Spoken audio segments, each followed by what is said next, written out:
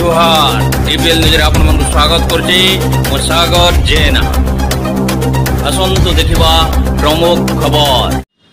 आज डुंगरीपालीर ओडिशा आदर्श विद्यालय फटामुंडा ठारे अंतर्जातीय योग दिवस पालन हो जाइछि। आदर्श विद्यालयर प्रधान शिक्षक हिमांशु कुंवरଙ୍କ अध्यक्षतार यह कार्यक्रम अनुष्ठित होइतिला।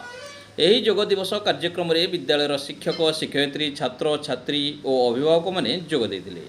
शिक्षक प्रसन्न कुमार मिश्र अंतर्जातीय योग दिवस बाबद में समस्त को बुझाई ता सहित समस्त योग अभ्यास कराइथिले।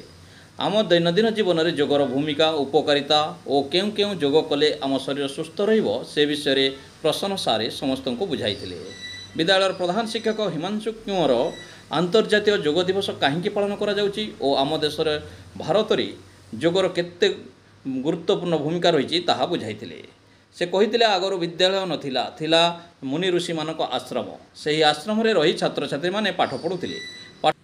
पाठ पढ़िबा सहित योगाभ्यास करुथिले। प्रत्यह सकाळ और संध्यारे मुनि ऋषि माने तांको शिष्य मानक योगाभ्यास कराउथिले।